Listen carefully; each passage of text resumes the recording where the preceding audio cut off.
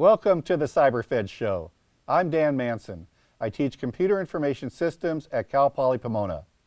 Each week, this broadcast will cover the world of cybersecurity competitions, similar to a sports show. We believe cybersecurity competitions are like a sport. In these shows, we drill down into competitions and provide stories, scores, and statistics. We believe those that participate in competitions are cyber athletes, with the same training, passion, and coolness, plus a few additions. The opportunities for these athletes to go pro is much greater. And in our world today, we are falling behind our real competition. This week, we conclude our coverage of highlights from our live coverage of the Western Regional Collegiate Cyber Defense Competition. We talk with a member of the CCDC team that always wins, the Red Team. I see a real synergy between what we can do to introduce the kids at a young age, showing them something fun like the Facebook CTF with the Risk, game of Risk, and then leading them into Cyber Patriot, which leads into the CCDC. It's a real pathway that we're developing. The very interesting part about CCDC that I want to point out is that it's a bit different because it's like a reverse CTF. So the students have to actually maintain their systems up and running while the red team is attacking them. So that's really interesting because usually all these competitions is about breaking into something or attacking, but you need to also have this part of your technical side, which is defending, right? Defense is a harder skill. Yeah, it's very very difficult. So how's the Red Team doing today? Are you finding the same type of weaknesses that you have found in previous years, or some of the blue teams doing a better job? Is it your job harder this year? Well, I will not give any extra information for the teams because otherwise I will completely expose the red team gameplay. But I have to say that every year students are getting better, and it's harder and harder for the red team to find those tricks for them but they have to defend against, right? I really believe that this competition is like playing a sport in that the more you play, the better you get. It's really tough for a first-time team that's never played CCDC to do well the first year. And we have two new teams here. We have Stanford University and University of California, Riverside. Both teams are doing well, but I don't know how you get used to facing a red team until you've faced a red team. Yes, that's a pretty good question because it's indeed intimidating for the first timers, and the main thing is that you really need to know very well all the infrastructure you need to defend. That's the first thing you have to learn. It's like you need to know every single system, every single network, all the services that are running in all the machines. You need to know that very well in order to defend it. Because if there is like a part of your infrastructure that you have no visibility over or you have no idea that is there, the red team will find that and it will use it against you. So it's like this is one of the most important parts. You need to know your infrastructure and be able to write tools and automate all that discovery of services. It's critical on getting better. But first you need to start like learning manually all your systems, then be able to automate to discover more services, and then once you know everything, always deploy it. Then you start like looking at it by like defending it. Now I know when we give the teams the infrastructure, we don't give them perfect infrastructure. It's not fully patched. It may have some malware on it. It definitely has passwords that are easy to guess. Yeah. So the smart teams have a game plan going in. They have a strategy, and they really try and stick to the strategy of knowing how to protect themselves. So one of them obviously is changing passwords. Yes. Do you still find that some teams fail to change all their passwords? Yes, we do. We do still find that a lot of teams they change some passwords that are created by default in their systems, but they fail to find all the accounts that share the same password.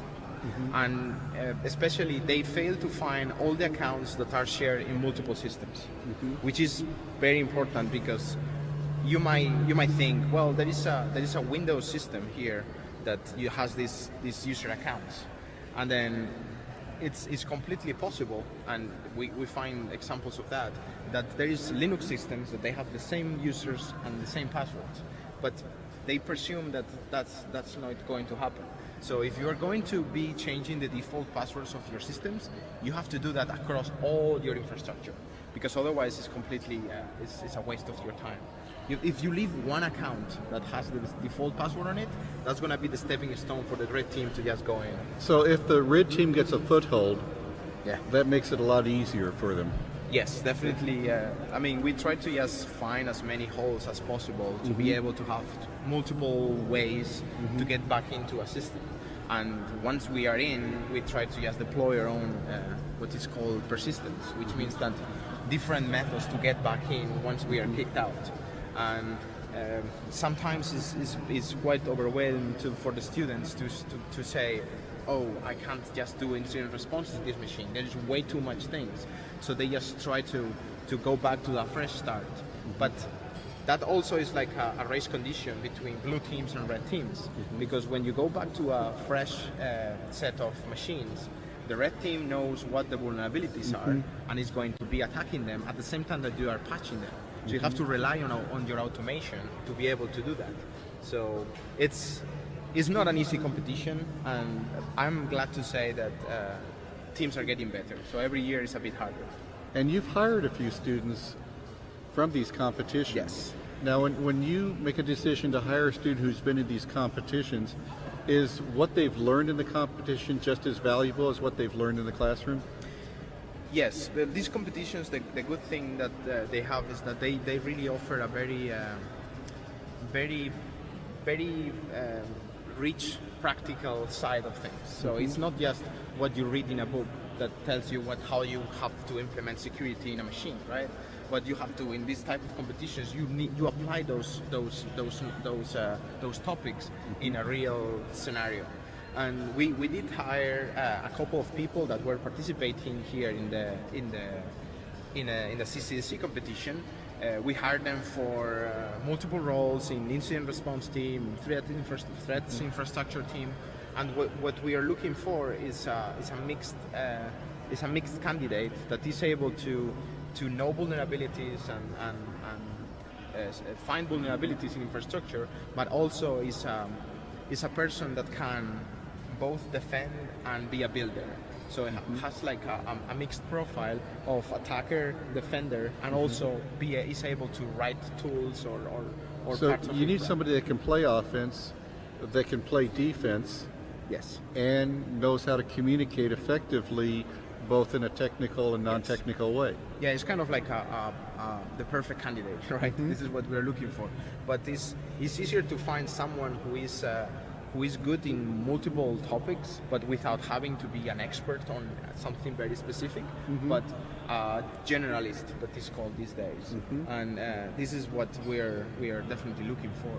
And yeah, it worked out very well. And you know, I can call a colleague some of the kids that I was attacking previous years.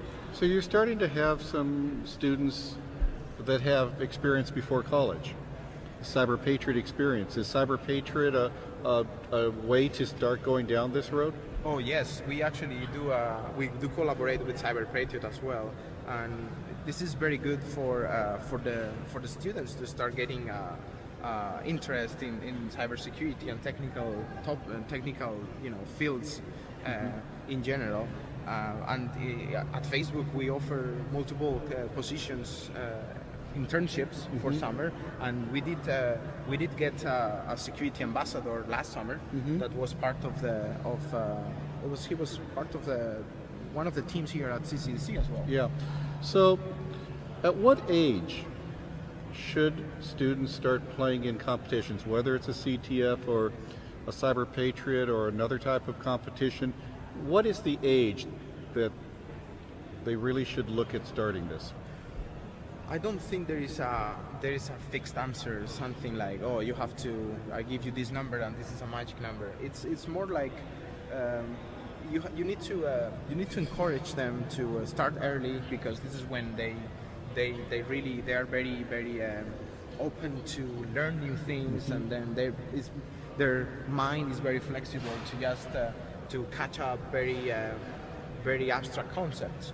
So the earlier they start, the better, because they are going to be able to really grow very fast in topics that are going to get more and more complex. So I think it's a good idea for students starting, like, I don't know, middle school, to start looking at competitions like, I don't know, Pico CTF, Cyber Patriot,